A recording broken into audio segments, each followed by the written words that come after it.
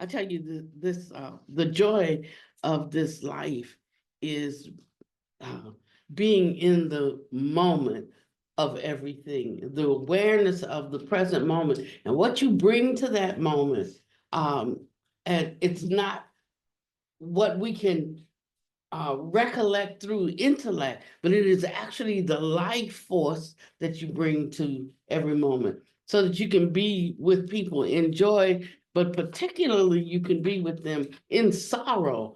And and when you're carrying a certain kind of assurance, it has the capacity to wash away um, the grief and the negative feelings of the moment, and people find that they have the capacity to cope, to be with whatever is happening in the present moment. And so it's more important for us to cultivate, to develop, to generate this outflow of energy more than it is important for us to know so many things.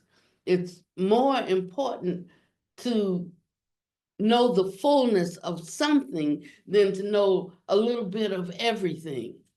So I want to encourage you today not to breaststroke, but to dive deep. And what you dive deep into will be contingent upon karmic conditions, that are in your own life.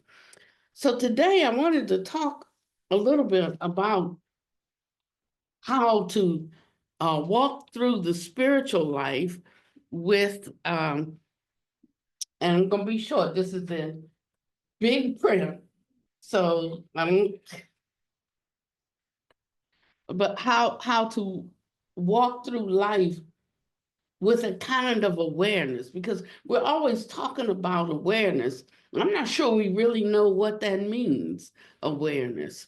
Uh, so if this were a Zen center, on a residential Zen center, pretty much your day is scheduled out. You just listen for the bell. It tells you what time to wake up, what time to be in the Dharma hall, what time to do the chants, what time to face the wall. And even when you're meditating, when to get up and walk, and then hear another bell that tells you sit back down. And so your day is pretty much laid out doing this and doing this and doing this, all good spiritual practices, but you basically you listen for the bell. And or you look at the schedule and tell the schedule, you can do it by rote, and you just follow the schedule. So in a sense, it doesn't take any thinking. We're going to do this now, then we're going to do this next, and then we're going to do this next. And that can be a way, can be a way for some people, but our center is more like a forest monastery. You look at them, they're not doing anything. They just walking here and there and looking at leaves and everybody's, yeah, and everybody's just off, like doing, we don't know what they are doing. But it is that they're not so schedule oriented, because they're trying to help us to get into a more natural rhythm. That's the beauty of the forest life. It's a natural rhythm. So there's two kinds of people who go into such a monastery. One who is very intent on realizing, the truth of the Dharma, because there ain't nothing out there. It's nothing but forest. And the other, it attracts a lot of bums they're lazy. And so you'll get out of that practice what you put into it. Now, here at our center, we are more like the forest monastery. We're not so schedule oriented. Uh, and so without so much structured time, the residents here have to decide what they will do with their day. They have to decide what they really want to do, and they have to decide what they need. and they also have to develop the discipline to do it. You know, so, and they have to have respect for others who don't do what they want to do. Like thinking because I'm doing it, you should do it, and if you don't want to do it, then you're deficient. And it doesn't mean that everybody's doing the same thing at any one time. But you can tell who's doing what they need to do by the wisdom that starts to mature in their life. That's how I know. People don't have to come and tell me about what they're doing. I mean, I can just look and see how the wisdom is unfolding, how you handle certain circumstances, the thoughts that come to you. It lets me know what you're doing with your day. So if our day is full of novels, then we don't have too much of an interest in the Dharma. If we have an interest in the Dharma, it shows up in our discussions, or it shows up in our conversations, not just discussions, but just ordinary conversations. It shows up in just how we talk to one another, because the Dharma is what filters through. I mean, you cannot sit down and have a conversation with me and not hear the Dharma. I mean, it's like impossible. But it's not because I'm always like trying to have, some cheat notes on my wrist about the Dharma, but because that's my day is consumed with it. And so I see everything through that lens. So I'm not saying that there's anything wrong with doing other things, watching TV shows, reading novels, or anything else you like to do. I'm just saying where the attention goes, that's where the energy flows. So when you come up to the end of your life and you don't have the energy, it's only your reserves that you're going to be able to draw upon. And if you don't have it in you at that time, then it's going to be too late. So there's a scripture that talks about store up treasures in heaven, so that at the time that you need them, they will be there. This is what we do when our mind turns to, when we inquire about dharmic things, we are actually storing up treasures. And then at a time that I'm too weak, to investigate, they're just there. I can just go right into my resource bank, my data bank, and the things that I need to support me at that time, they just come to me. So we say, oh, wouldn't we? Like, it just comes to me. It's, well, how do you know this and how do you know that? I say, it just comes to me. But if I haven't put anything in there, there is nothing to come up for me. And so it's important for us to have an idea. If we don't know certain things, then we don't understand why things are done in a certain way. Especially if we've been someplace, well, I was at so-and-so monastery, and this is what we did. I think we should do something like that. No, I just think you should go to that monastery, and I mean, if that's what you vibe with, it's like, don't come to my house and want to change how we operate. But what it's really saying, if they are willing to hear, is his. And I was just reflecting on this morning, because I was looking back over the course of the week, and I was trying to track what I did all week, and I started tracking it by, what reading did I do, what meditation techniques did I employ, and then something said stop. Don't do it that way. It's like, what questions did you ask this week? And what things did you observe this week that prompted you to reflect?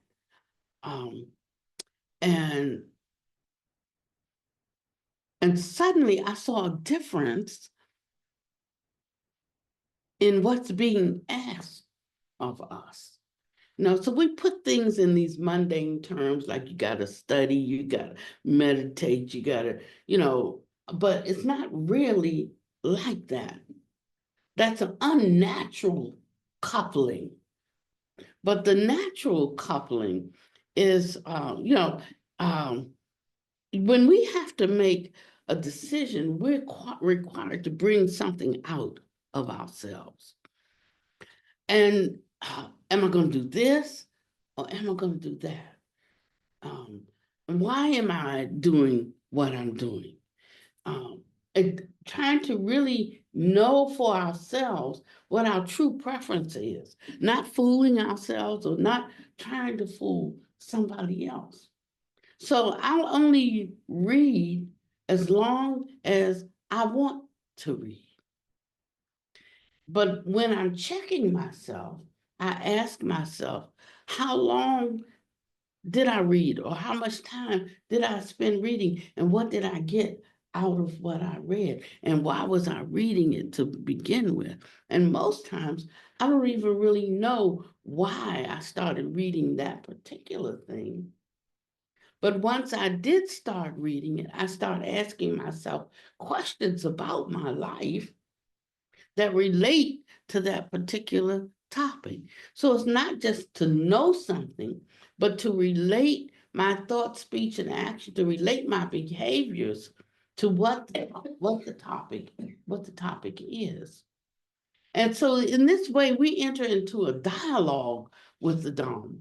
Um, the Dharma takes on a kind of personage. It's there. It is really personified for me. So I'm never lonely because Dharma is with me all the time, hanging around, saying, "Did you notice that? Did you see that? What you think about that? You need to work on that." I mean, all the time, and that's a different way of living. It's a different kind of life that's that that it that is not just about words on paper or even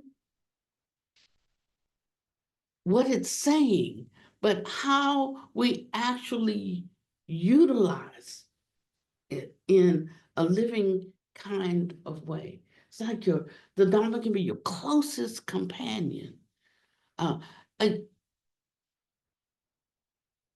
I don't worry about being lost because I know the Dharma can find me, because I find myself in the Dharma all the time. I find my good parts in there. I find my bad parts in there. I find parts that's not good or bad, they just are in there. And I can always find some aspect of me being revealed through the Dharma, and that's how I come to know myself. Think about it, is when you come to know yourself, you also come to know others, because we all come the same way. We all come the same way. And so you can know how others relate to the Dharma by how they handle the daily vicissitudes that come up in their life.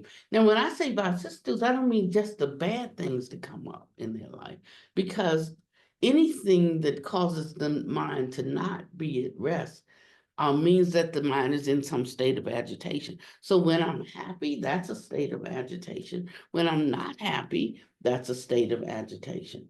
Now, the good thing I will say about being happy is that we are in samsara. So there's a propensity towards unhappiness just because of where we are in the whole scheme of things. And so being able to touch this kind of happiness can really neutralize the greater external dissatisfaction that's in the world. Sometimes something bothers us, and it's not even that it bothered us, it's that some other dissatisfaction operating energy operating in the world we've passed by or come in contact with that has put us a little bit under par. And what we would normally be able to handle, we can't handle as well. And we say, I'm sorry, it was just the baby screaming all day. I'm sorry, it was just this thing happened. I'm sorry. I had road rage on the way to work. Has nothing to do necessarily with you or with anything going on in your life, except that you passed it in your activity for the day. And because your own constitution wasn't that strong, some of your more negative tendencies were able to easily come to the surface. So, but you have to know that. You have to know what's going on with you at any given moment. You have to know what where your mind is at any given time, and know that you have remedies like medicine that you can take to put yourself back into equilibrium, and that's our job. That's our responsibility, not to hear something and know something and say, that's what I would like. I would like to, uh, I'd like to attain that.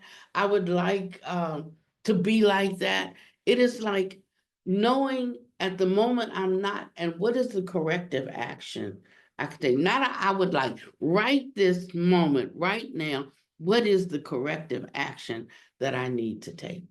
And then take that action. A lot of times we already know, so we don't have to discuss it.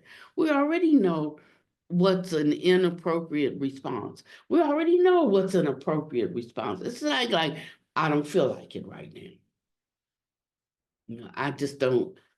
And we sit in that dysfunctional place.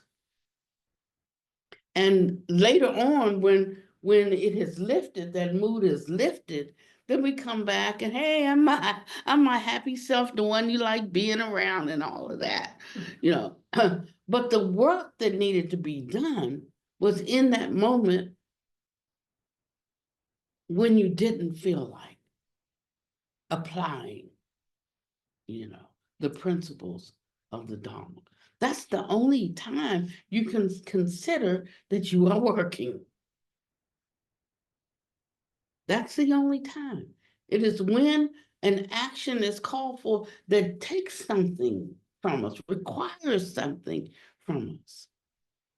And so if you get in the habit of knowing yourself, and when I say not excusing yourself, I mean not making an excuse for not doing it right now, what you know right now, then you're going to find that you're not going to make much progress. It's going to be very difficult to come out of some habitual tendencies. So when we take up spiritual practices, we have to be careful about habit energies. It's like if you get up in the morning, the first thing you do is say your achievement mantras, and before your feet hit the floor, oh, that's wonderful. If you get up in the morning and the first thing you do is you do your preliminary practices, oh, that's wonderful. If you get up or before you go to bed at night, if you decide you're going to read a sutta, that's wonderful. If you decide you're going to read your favorite sutta every night, that's okay, but all you're going to know is what's in that favorite sutta. You're not going to grow so much beyond that little point, that little pointing out. And there's going to come a time that you're going to need some other ingredients and you're not going to have them because that sutta is all you need. There are many things that we need in the course of straightening out our lives. They're not all found in any one sutta. So I have some favorite ones, just because I know my habitual tendencies. Now, my favorite ones are not the ones that praise my good qualities. My favorite ones are the ones that I struggle with, because I just have to keep going back to them over and over because I haven't overcome them. I haven't surmounted yet. So I like the ones that fuss at you. I like because you got to be like straight up with me. That's the only way I'm going to really, really benefit because I know me. I have a crafty mind, you know. I have a way. Um, uh,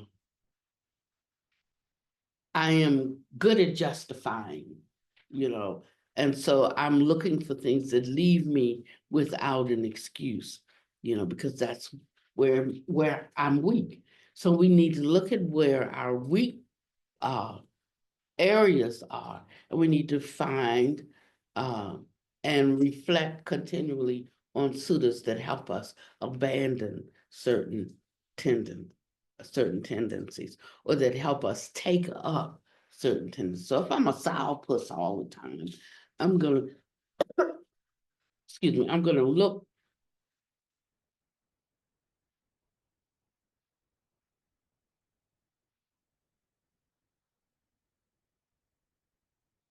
I'm going to look for suitors that elevate my mind in a certain way to help me see the goodness that's all around me, to help me develop um, gratitude.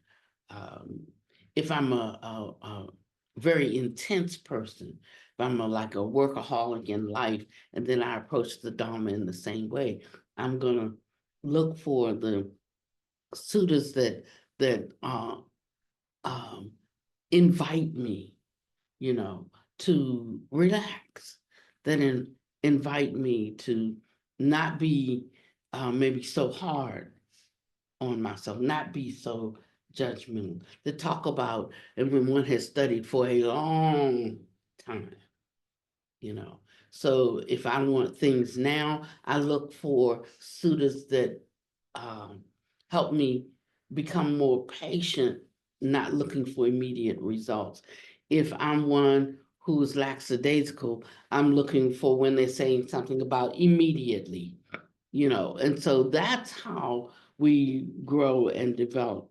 I'm not asking you to abandon whatever your habits are that you do around spiritual practice, but simply to be aware and observe your motivation for them, because you often find your defilements lurking along the edges of those practices. So you should ask yourself today, what is my motivation to practice? What is my motivation to practice? I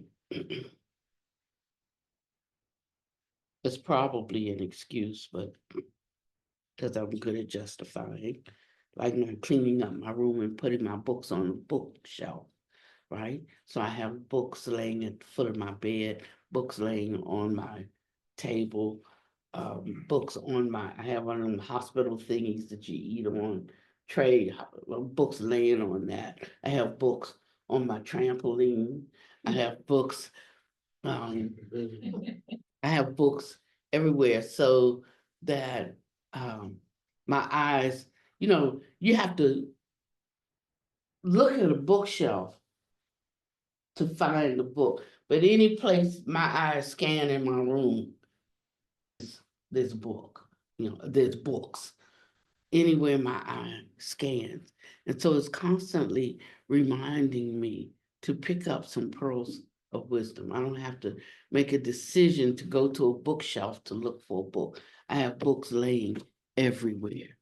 And I'll just pick up any one. I don't have to have a particular thing that I want to study today. I want to see, I have a curiosity about what I will discover. today. And so that's the difference in having habits or developing habits, even good habits around spiritual practice, is that we have to be careful about habit forming activities, because then we slip into a kind of delusion. We and we lose a sense of the um, inquisitiveness, the mystery, the wonder that comes from that habit takes away. A habit, once you form a habit, you can do it without thinking about it at all. So some of us read hardly without any intention towards what we're reading. We just read. We have a class that we do on Tuesdays and Fridays, and sometimes I sit down and say, okay, well now we just read, because there's no way you could not just literally jump out of your seat over that last sentence, if you were like really taking it in, really digesting. I mean, it makes you want to do a backflip at a hoo-hoo, like either because I I don't understand, like, what does that mean? I mean, what exactly? I'm not dumb, so what exactly is he saying here? Because I don't understand it, or it brings something else to your mind that's just almost like too wonderful to, it's unfathomable, because I already have a certain notion in my mind, like I need to, uh, putting forth effort is trying really hard. And right here, he'll say, putting forth effort is surrendering that effort that tries so hard to try to relax in what's naturally there. Like, what? You know, that's the opposite of trying really hard. If you're relaxing into the naturalness of what's already there, so that you can actually see it. And so it takes less I to merge with it, you know. And I have to stop at that center. And so when we're reading, sometimes we read a paragraph and then we'll just go on to the next one. I'm like, we're just reading now, and I'll take them back and we'll read the first sentence of the last paragraph. What does that mean? Oh, nobody know. We just kept going. So I'm saying that if there's a certain curiosity, there's a certain interest that needs to be aroused, and habit energy will kill it. We just start doing things by rote, showing up on Wednesday and Sunday, or showing up on Tuesday and Friday, or getting up and going through our, preliminary practices in the morning. We could say we do it every day, or, but that brings with it a certain kind of delusion. It's only when the curiosity and the joy of it is immediate meaning present with you right now, that we're really doing it, you see. And so have habitual tendencies that we're constantly trying to see, recognize, and overcome in daily life it's no different when we have spiritual habitual tendencies that we do without awareness, without mindfulness.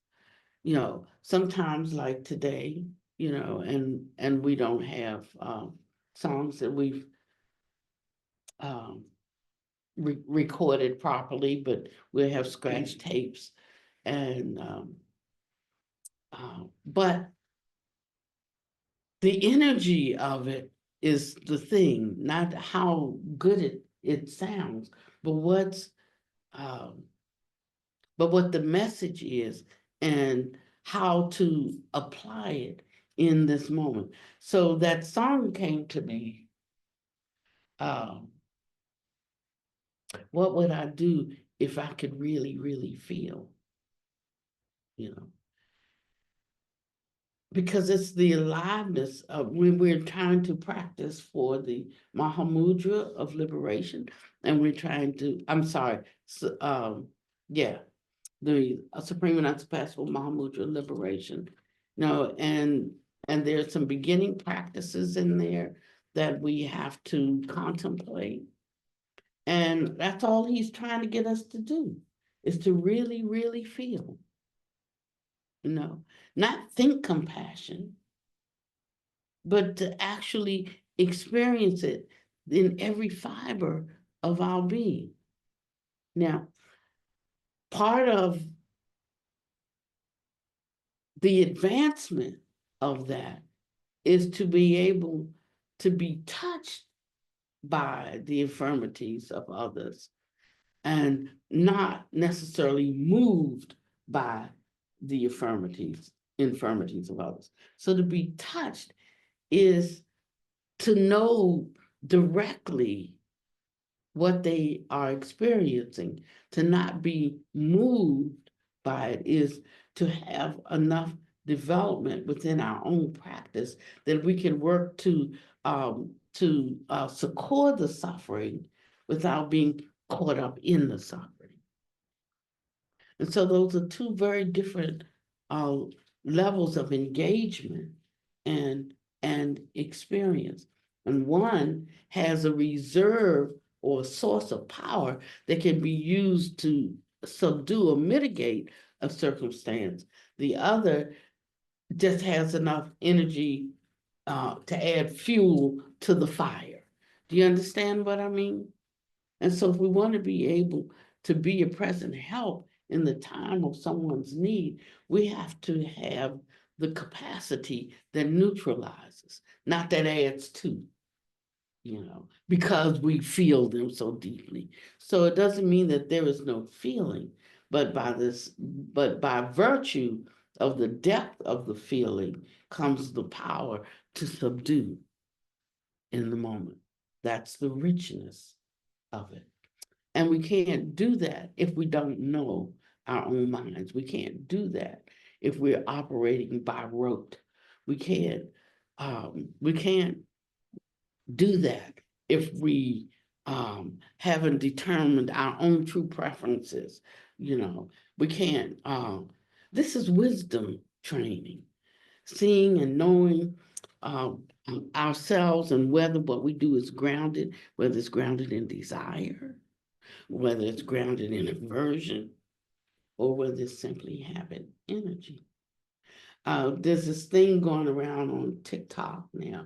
They have a whole category of children preachers, and everyone's got, little babies from 2 years old who can hardly talk, you know, and they'll be standing there like with their Bibles and and the Lord said this, and so they're mimicking, like they're preaching at their churches, and their mothers think this is so cute, but I don't think this is cute at all. And I'm really sorry to see it. I mean, and it's a big thing on TikTok, uh, because it's mimicking and developing something that's not really genuine. It's for a look. It's for a show. Sometimes it's not a show for others. It's for ourselves. And without knowing it, we will think that we're so spiritual, and we're we're just operating out of habit, energy. And so I'm asking you today, if you will, for this week, let everything that you do in terms of your spiritual practice be intentional. Know why you're picking up a book to read. Knowing what you hope to get out of this time that you spend with it. And what I want you to notice is what happens when you are intentional like this. And if you don't feel like really feel like giving yourself. There's a song that came out, and everybody was talking about this song in the 60s. Um, it said, your body's here with me, but your mind is on the other side of town. There was a song about, someone who had a partner, and they knew that she, you know, was interested in another man across town. And so she was there with him, but she was not with him. They were not grokking. Um, and that was what the song's about. But is your Dharma practice like this? Somebody, uh, what is your friendship? The level, the depth, the quality of your friendship with the Dharma. Um, what does it uh, what does it bring to you? What does it give you? And what do you offer it in return? In return.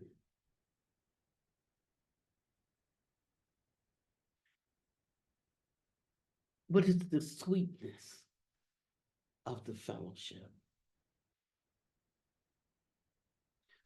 Sometimes when I think about it, sounds it sounds silly. I don't care. Sometimes when I think about the Dharma, there's sort of like a sweetness that invades my mind because it's so kind to me at a time when I need kindness. You know, it's so tough on me at a time that I need toughness. It's understanding when I need understanding, and it just simply it is not having my bullshit when you know when I'm in that space that I just need straight talk. And that's what I love about whatever intention we bring to it. That's what arises in the intercourse. Whatever we bring to it, that's what comes back. So if your Dharma is dull and your Dharma is dead and you're going through the paces and then that's what you're bringing to it. If you can't fight your way out of a wet paper bag, um, then you know what you're bringing to the Dharma, because you only get out of it what you give to what you give to it. It's the clearest example to me of cause and effect. And we're looking out here at cause and effect, but the greatest place we can look to understand cause and effect is our relationship with the Dharma, with the Dharma. Wisdom training. Everything, um, everything is not just about peace. There are conditions for peace to be established. Everything is not about compassion. There are conditions for compassion to be able to manifest. And we want peace and we want compassion, but we have to cultivate and develop the wisdom for there to be those two qualities available for use in daily life. Um, Steady, diligent, and relaxed. This is an approach we can take to building awareness and to come to really know the Buddha mind. Steady, diligent, yet relaxed. steady, diligent, and relaxed. So every day, having a relationship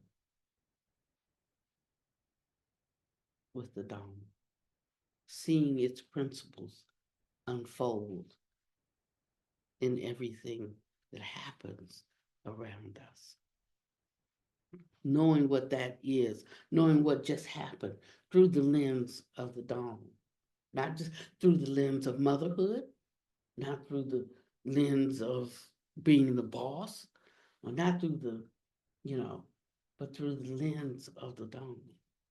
What does the Dharma say about this? According to the Dharma, what's happening right now? Especially if I start to get real opinionated about something, you know.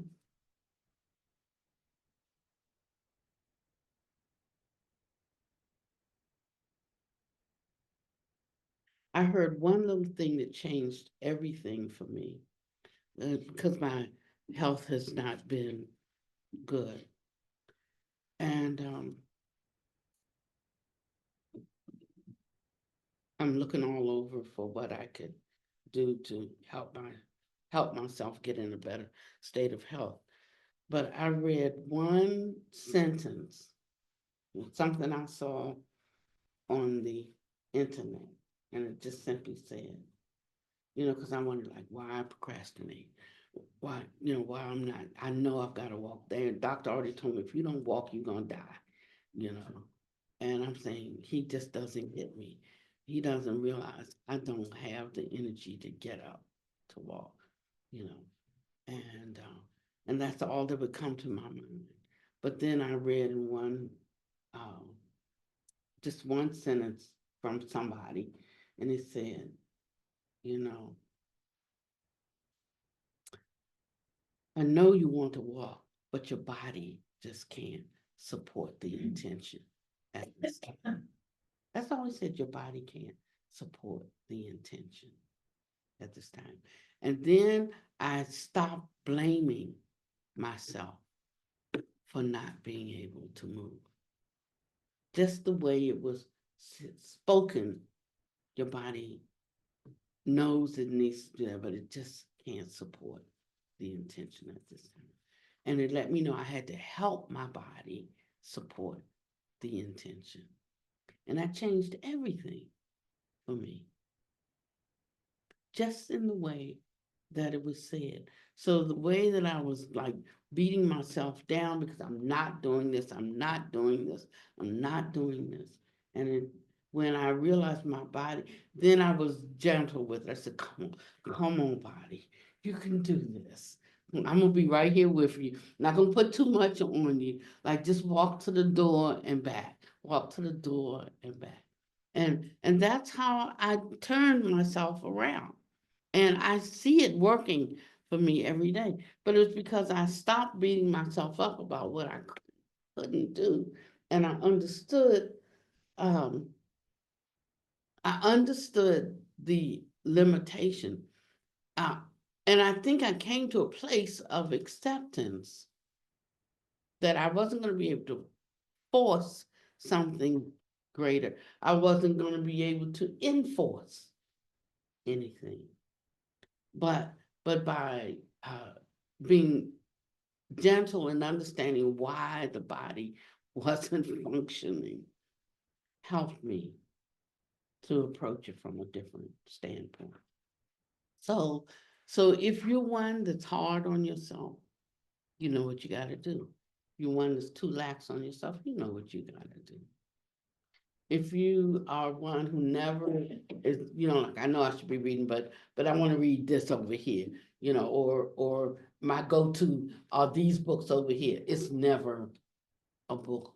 It's never a Dharma book.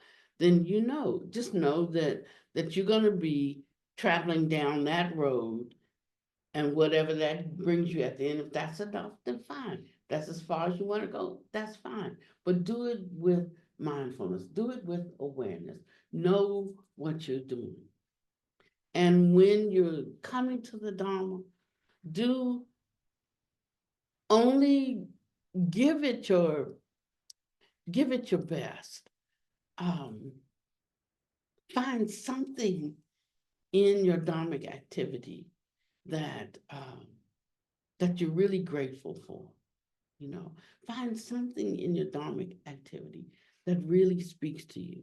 Find something in your dharmic activity that makes you want to offer it some generosity.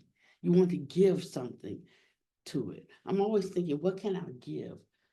What can I give to the Dharma for all of its benefits towards me? What can I give? You know, so sometimes when I don't feel like doing something, when I ask myself that question, what can I give to the Dharma?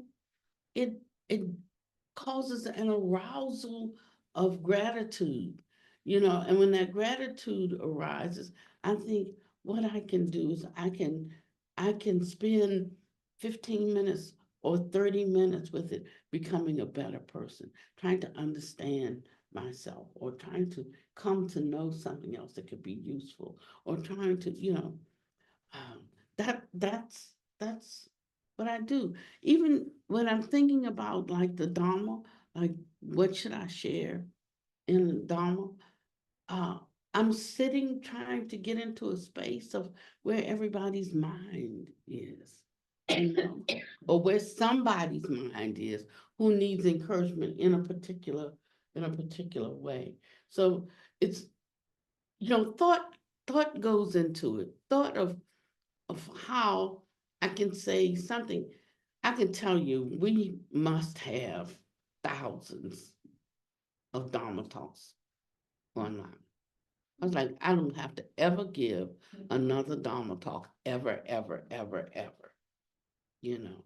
Because when I listen to little snippets of them going back 10 years or however many years on there, you know, it's the same thing. I'm saying the very same thing right now. Do not do not have to give another one. But we forget. We're forgetful hearers, you know. And I'll think something's coming up. I'm there's a article in this month's issue of Tricycle magazine.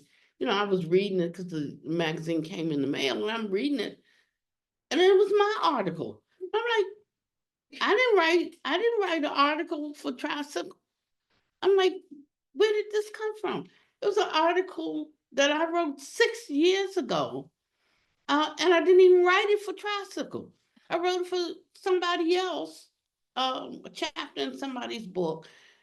And they asked them if they could have the rights to reprint it in Tricycle, you know. But, you know, and right away I started thinking, like, I hope I've grown over the last 6 years. You know, what if I have a different view of this than I said, then at least let me know. So if I need to give a rebuttal and I'm like, or I need to like, you know, expand on it or something. But it was like just showed up that that's what I've always had against putting things in writing, you know. Very interesting article that popped up also in mine for about AI. And it's the same thing that once you're out there, you're exposed out there. Yeah, yeah. And so it was curious. And it's always why I said I never want to write a book, because by the time I finish writing the book and get it published and get it out there, I probably have a different understanding, you know, and they'll be thinking, I'll be horrified. You know, they're thinking that that's the way I think. Because so much more I could say. I could say now. Um, but I felt so in one way I felt bad because my understanding has not improved much from that article. On the other hand, I felt good because if it had, I would feel bad, you know. So, so yeah, so be careful.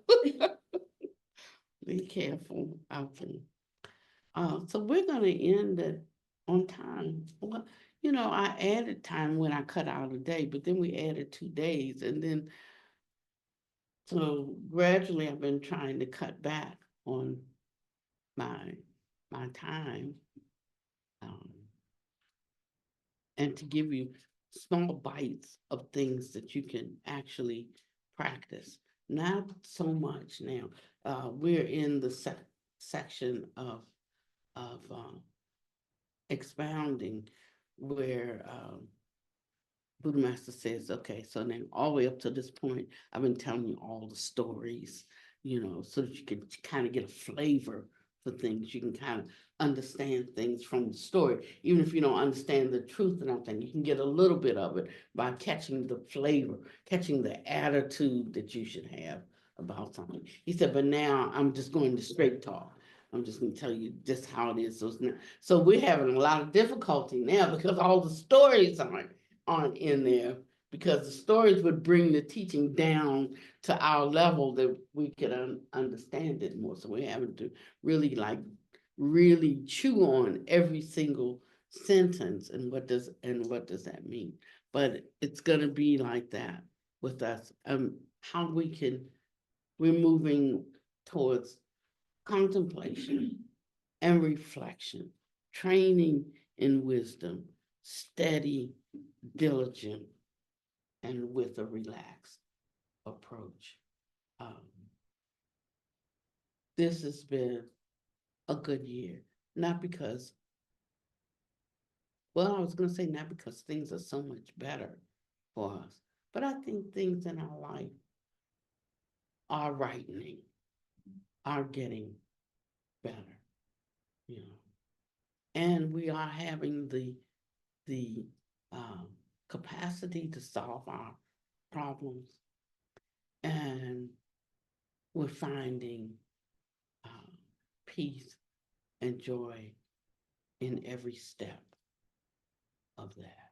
So it doesn't mean that everything becomes peaches and cream for us, but that we can know that we're developing a certain kind of non-attachment to only being able to be contented if things are going the way we want them to go. And it's in this way that we start to give up our views and start to surrender not in offering, but surrender as in giving up our opinions. And we can just be with whatever, is both be with whatever is rising up at any time, and also causing the arising of good fortune consistently. Um, it puts another spin on what good fortune actually is. It's not necessarily all things like appearing as good, but all things moving towards the resolution, of things.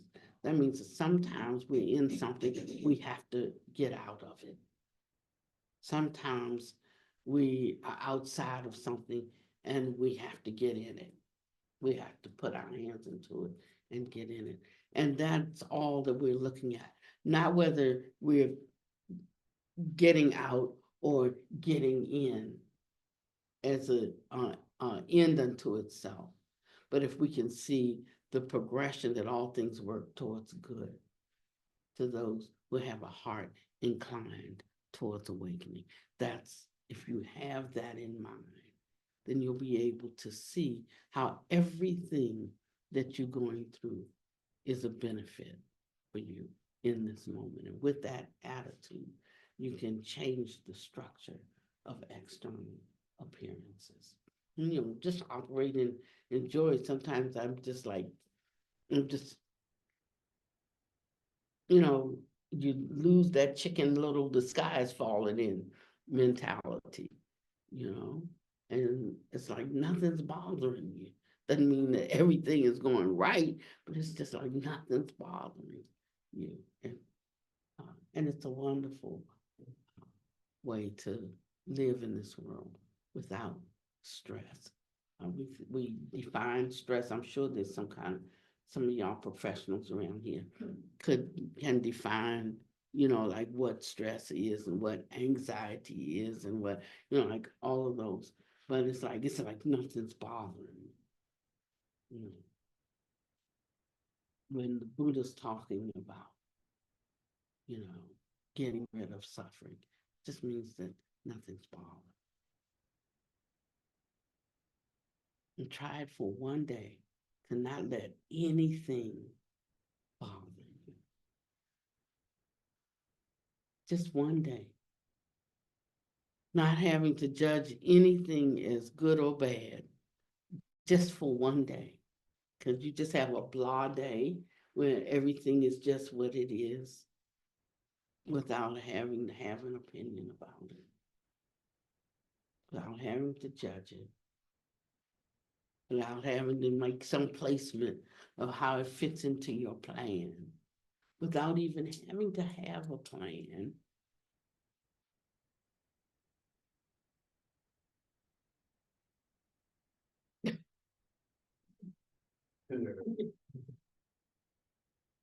Thank you, sister. If you'll just close for me, right there is where I'm going to be. Anyway, next week, what day is this? Sunday? So Wednesday, I want to talk about, I want you all to talk about between now and Wednesday, what your observances are when we, yes. Already had two things irritate me. Just sitting here. Well, so isn't that good to notice? Yes, ma'am, but I sure want them to stop. I want to stop being like that. You know, if there was nothing that irritated you, how would you develop, you know, the capacity to overcome life's challenges? I mean, how could you? It you know, it wouldn't be possible. It it wouldn't be possible to do. But yet you know that you have to, because if not, you wouldn't be in St. Sarah. So that means that if not this go round, next go round, tiptoe through tubes this go round and catch you on the next life, right? Because there's no way you could be here except you have not overcome those tendencies. So better to get it over with and use it as a litmus, and you could just sit there like, I am irritated. Why am I irritated? I mean, you're looking at you. It's not the thing. It's looking at looking at oneself. And if you said just now, and if you said like, I'm just so irritated, that would be one thing. But you said, I'm irritated and I don't want to be, you know. And I know that there was a time that things would irritate you and you were just perfectly willing to be irritated, right? So I can see that there is the thought, that's the wisdom training. Then I have no reason to be irritated by that. It's just something, it's it's just something. It's just a cloud moving in the sky,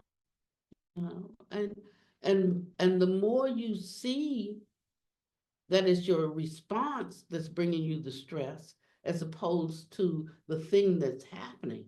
It's your response that's bringing the stress, as opposed to the things happening. It's your response that's bringing the distress, more so than the thing that's happening. Complete. Yes. Get you one second.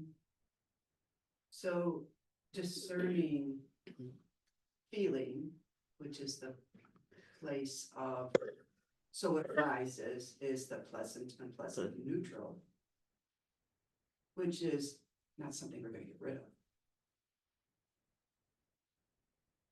And then having it move into different levels of desire and aversion. Mhm. And if we could just have the patience to leave it at pleasant, unpleasant, neutral, instead of trying to eradicate that we're going to have feelings. Because from that because I know we talk about feelings in many different ways, Ways. like emotionally and whatever, but really from the place of looking at feeling from pleasant, neutral, and noticing that it's arising there before finding ourselves in like this extreme aversion, Mhm. like, oh my God, I really hate this situation, or oh, this is so ecstatic. So we, yes, and we have to be careful because until there is a certain amount of wisdom and understanding developed, pleasant, unpleasant, and neutral, and that's what it is. That's all outside. That's all outside of us. And so we can find ourselves in a place that we have no concern for people because we have not allowed the heart to be touched by their infirmities. And you find that a lot, you know, that's how they talk about women being emotional and men being cool, calm, and collected, you know, but it's really about being detached and unconcerned. And so there has to be a, a, a descent into the unification or the connection with others, you know, and be able to hold that feeling. And because that's the only way, in being able to hold that feeling, that's the only way you come out stabilized on the other end. But if you don't have, if it's unpleasant and you choose to avoid it, um, then you can't develop the capacity, the compassion that's required to be able, a compassion that is usable. You won't have a compassion that's usable, you see. And so you have to actually um, feel it, and there's a kind of empathy that comes that is, I think that there's another stage of this, another aspect that's not just pleasant, unpleasant, and neutral. Um, that's man speak, and man spoke to us. They wrote all the books. But we know that beyond a pleasant feeling, an unpleasant feeling, and a neutral feeling, what causes, there's also the feeling that causes one to act because they can identify 100% with the, you know, with the experience or the feeling that a person is having, you know. And when I can identify 100% with you, and yet I don't have to be moved by you because I've developed this capacity to understand pleasant, unpleasant, and neutral from an intellectual, from a mind perspective. So see, one is coming out of the intellect, one is coming out of the heart. And so if we cut off that perspective because it's, and now this is not Dawn's misunderstanding, it's not a ding against men. I'm just saying that in a way that from the cultural perspective that men understand, um, well, what I'll say is that the wisdom seed is missing. You know, the feminine principle is the wisdom principle. The compassion principle is the masculine or the male energy.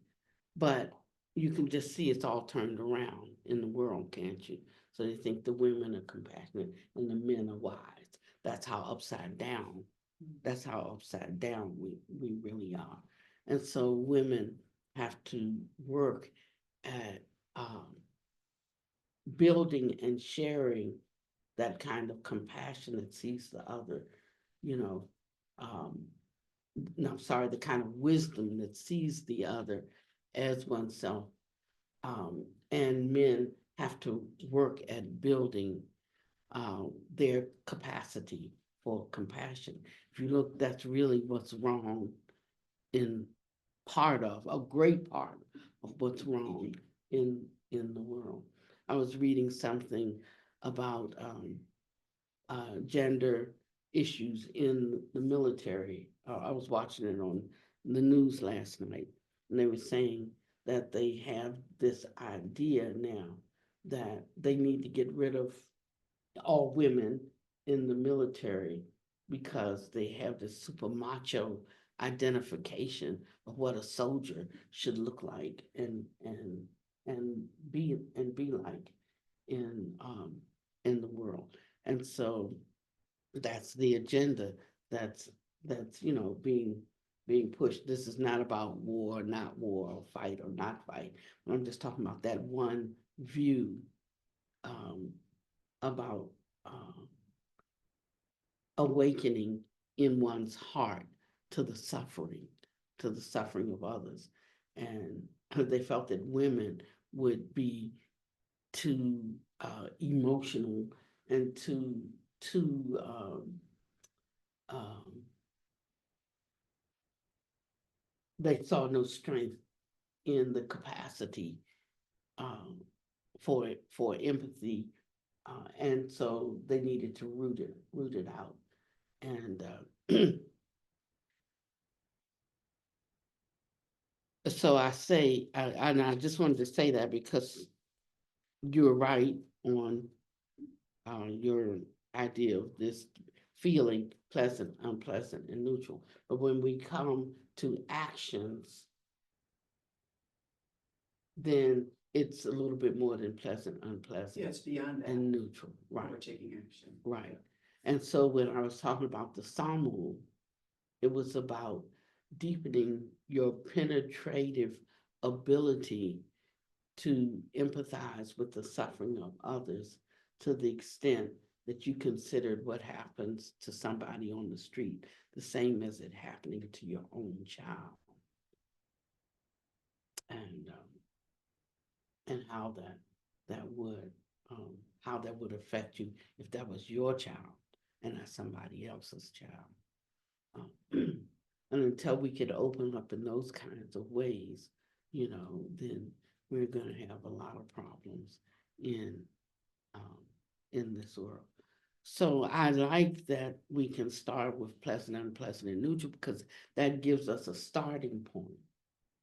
But when it comes down to action, that's not a state of mind, but that's a movement of the heart. And although we don't hear that many words about heart and all of that, it is the essence. Heart is the essence of practice.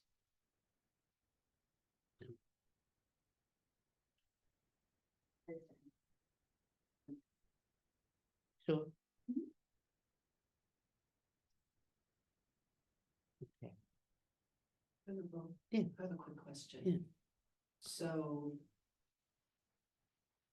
the action that comes from the heart, when it gets to the heart, will shape it in, I guess, a better, for lack of words, a better way for me to take action. Is that what you mean by the heart, or any action comes from the heart? Like, can bad things come from my heart? When it shifts my mind. Well, it can come from the ignorant heart, Yeah, I think where we got into a little trouble is in translations, Mhm. And with the Dharma coming here and we start, it became the mind in a certain way that we understand mind being brain and that sort of thing. And it was actually like the mind of the heart, that central essence that makes you human, And then when we lose sight of that, then it just becomes what's rational. And we become so rational, that we get the heart can get closed off, but actually the wisdom is the wisdom of the heart, where the rationality is the rationality of ordinary mind. And so the practices that we do, some of us need more heart practices. Some of us just need more mind practices in the sense of just being rational, like common sense. So I just wanted to clarify about the heart and versus rationality. Yeah. And that it has a superior wisdom, because that's the oneness. The oneness emerges from the energy of the heart, not from the energy of the rational mind. Rational mind is me and mine first. But the heart is seeing all, is the unity, seeing all as one. All is me. Me is all. Mhm.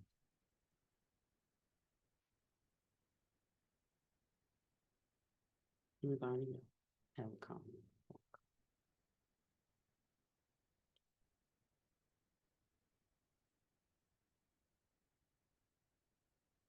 Mm. We dedicate the merit gathered from our study and contemplation today to the benefit of all beings everywhere. We actually have the ability to change our habits. That is our inspiration. We also dedicate the merit of that aspiration